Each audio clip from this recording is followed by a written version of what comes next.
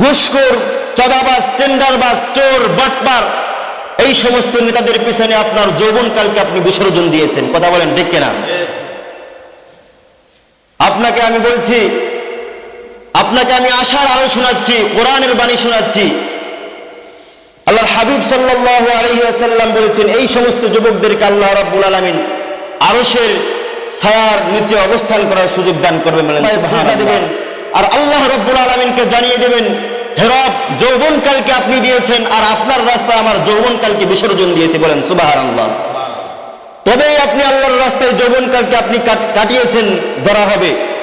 আমার যুবক ভাইরা শুনুন, শাবুন নাশা ফি ইবাদাতিল্লাহ, আল্লাহর হাবিব বলেছেন, যেই যুবক তার যৌবনকালকে আল্লাহর রাস্তায় কাটিয়েছেন। এবার আপনি একটু আপনার সাথে মিলান, আপনার যৌবনটা কোন দিকে কাটছে? আপনি মেয়েদের পেছনে ঘুরঘুর করতেছেন, আপনি যখন বাইক নিয়ে, যখন আপনি মোটর সাইকেল নিয়ে বের হন, আপনি উল্টা পাল্টা আউলে বাউলে দিতেছেন। আপনি মোবাইলের মধ্যে আপনি শয়তানের আনুগত্য করতেছেন, জেনা করতেছেন, চোখের জেনা করতেছেন, হাতের জেনা করতেছেন। এই সমস্ত কাজ যারা করবে না, বিশ্বনবী বলছেন, ওই সমস্ত যুবকদেরকে আল্লাহ রাব্বুল আলামিন আরশের ছায়ার নিচে অবস্থান করার সুযোগ দান করবেন। বলেন সুবহানাল্লাহ। যুবক ভাইরা একটু খেয়াল করে শুনুন, আপনার যে যৌবনকাল দিয়েছেন কে? যৌবনকাল দিয়েছেন কে? কিন্তু আপনি তো যৌবনকাল আল্লাহ তাআলার রাস্তায় কাটাচ্ছেন না। আপনি সাধারণ, আপনি ঘুষখোর, চাঁদাবাজ, টেন্ডারবাজ, চোর, বাটপার, এই সমস্ত নেতাদের পিছনে আপনার যৌবনকালকে আপনি বিসর্জন দিয়েছেন। কথা বলেন ঠিক কিনা? আপনাকে আমি বলছি, আপনাকে আমি আশার আলো শোনাচ্ছি, কোরআনের বাণী শোনাচ্ছি। আল্লাহর হাবিব সাল্লাল্লাহু আলাইহি ওয়াসাল্লাম বলেছেন, এই সমস্ত যুবকদেরকে আল্লাহ রাব্বুল আলামিন আরশের ছায়ার নিচে অবস্থান করার সুযোগ দান করবেন। বলেন সুবহানাল্লাহ। কিন্তু আপনার যৌবনকাল তো আপনি শয়তানের রাস্তায় কাটিয়ে দিচ্ছেন। এজন্য যৌবনকালকে বলা হয় জীবনের স্বর্ণালী সময়। বিশ্বনবী সাল্লাল্লাহু আলাইহি ওয়াসাল্লাম বলেছেন, যৌবনকালকে গনিমত মনে করো, বৃদ্ধ হয়ে যাওয়ার আগে যৌবনকালকে গনিমত মনে করো।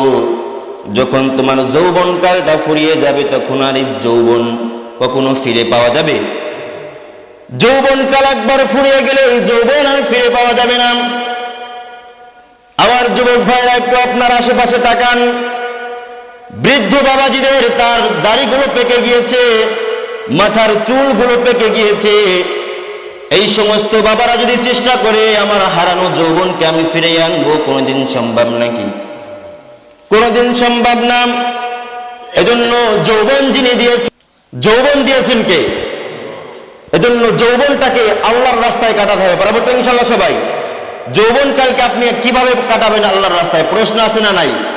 যৌবনকালকে কাটাবেন যখন ফজরের সময় মুয়াজ্জিন সাহেব বলেন, হাইয়া আলাস সালাহ, হাইয়া আলাল ফালাহ, আস-সালাতু খায়রুম মিনান নাওম, ঘুম হইতে নামাজ উত্তম, নামাজের দিকে চলে আসো। তখন আপনি শয়তানকে লাথি মেরে, আপনি ল্যাবকে লাথি মেরে আপনি চলে আসবেন আল্লাহ তাআলাকে সিজদা দেওয়ার জন্য। 5 ওয়াক্ত নামাজ পড়বেন, 5 ওয়াক্ত 5 বার মসজিদে এসে আপনি আল্লাহর রাস্তায় সিজদা দেবেন, আল্লাহর কুদরতি পায়ে সিজদা দেবেন।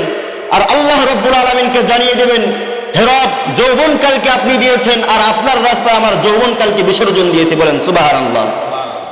তবেই আপনি আল্লাহর রাস্তায় যৌবনকালকে আপনি কাটিয়েছেন ধরা হবে।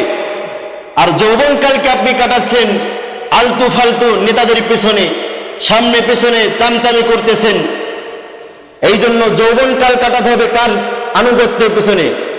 আল্লাহ তাআলার আনুগত্যের পিছনে। আমাদেরকে আল্লাহ তাআলা তৌফিক দান করুক।